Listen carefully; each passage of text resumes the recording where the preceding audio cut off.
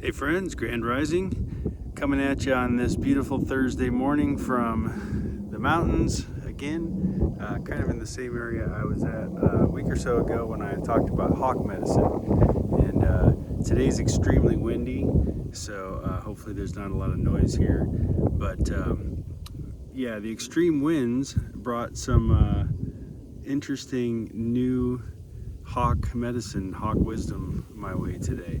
So I wanted to just pop on and share a little insight that the great messengers from the sky have graced me with this morning as I walk across this beautiful native land out here. So last week I spoke about how the hawk soars, and the hawk uses very little minimal energy, right? And really just glides through life, really letting the wind just carry it and trusting that where it's being carried is where it needs to go, and being able to navigate, itself and course correct and things like that if things get too heady in the winds up there. And so today is kind of that experience where we have really strong headwinds today, and up here in this particular nature area, park, if you want to call it that. It's extremely windy. So there's a lot of hills and valleys, and especially a lot of these peaks, the wind is really strong. And so I was out here, and I got to a particular corner, and I saw a hawk flying just above the ground. So I had mentioned in my last hawk medicine video about how the hawk doesn't walk around on its 2 feet to go looking around for a meal. It gets a higher vantage point, right? And so today it wasn't, I don't think so much a hunting thing, but yeah, it was very interesting to see this hawk just kind of hovering above the grass. So this grass here, you can probably see along the trail, it's about maybe 2 feet high, 2 feet or so. And I see this hawk just kind of flying and gliding right along top of the grass, and catching a little wind, and still just kind of floating and soaring and swooping a little bit, but soaring from a different vantage point. So this is what kind of spoke to me through the message of the bird today, was that sometimes you have to keep a low profile, right? Guys, keep it low pro.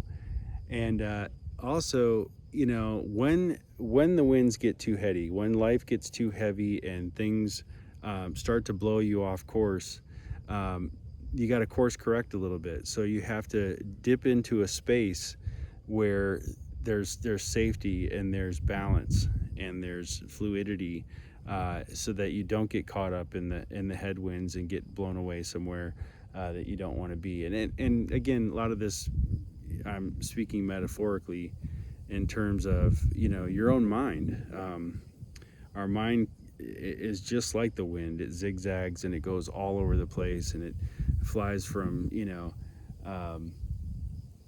a place of certainty to a place of uncertainty to a place of balance to a place of distress, and it's so easy. The smallest little thing can really get you off course and get your mind going in a direction that you don't want it to go in.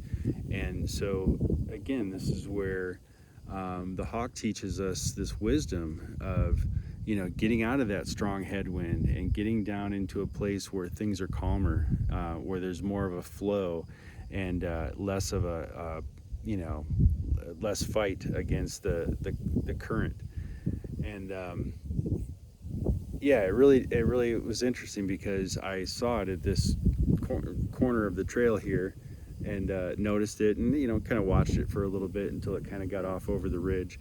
And then I went way farther out, and then I meditated at a bench for a little bit out there, and then came around and saw, maybe it's the same one, but I saw the same phenomenon, a hawk just above the grass, just totally floating in that space. And it just made so much sense. Morning. Hello. A couple mountain bikers out here enjoying the day. Um, so yeah, that's the thing with nature, and that's one of the things that I have a little bit of Native American roots. My grandfather, on my mom's side, claimed to be full-blooded Cherokee, which we've kind of confirmed a lot of that over the years since his passing.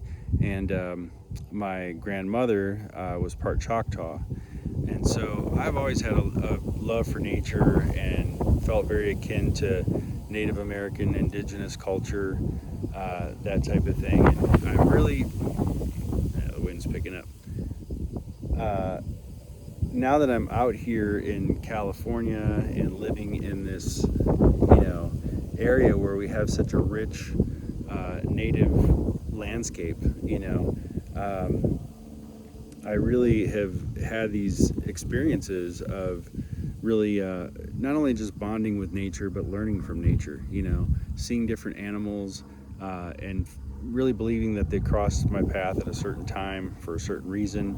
I don't take any of these little encounters as chance. A lot of people just, they'll see a snake and think nothing of it, or they'll see a lizard, or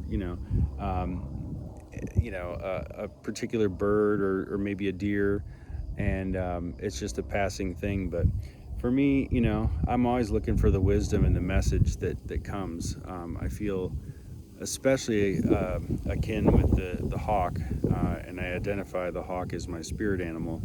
And so when I see hawks in different configurations, or at different times of day, or in different places, or popping up in areas that I didn't expect, I always feel like there's a little message in it. So I just kind of take a deep breath and kind of tune myself to the hawk spirit, and see what comes through. But this morning, the idea of sometimes you got to keep a low profile, and just kind of ride things out, until the storm passes, or until the heavy winds kind of subside enough to where you can get back up to that other higher vantage point, where you can soar. And then also, the concept of sometimes dipping down into a headspace, where things make sense and things feel safe and things feel like you can cope and you can navigate much better than trying to still ride with the wind when it's just too strong, and it's blowing you too hard in the wrong directions. So hopefully this spoke to you a little bit today. I know it's a little all over the place, a little discombobulated, but yeah, I'm just out here enjoying the day and seeing the hawks. So so like I said, I saw them twice in the same spot, doing the same thing. So I thought that was a good message, and doubling down on them. Seeing it twice is a double down on the message to keep a low profile sometimes, and dip into that headspace and that place where you feel safe, and you're safe from the headwinds until things pass and you can rise back up into that soaring spirit that you normally want to be. So hope that spoke to you this morning. Mr. Crow says it's time to move on. So be blessed. We'll see you soon.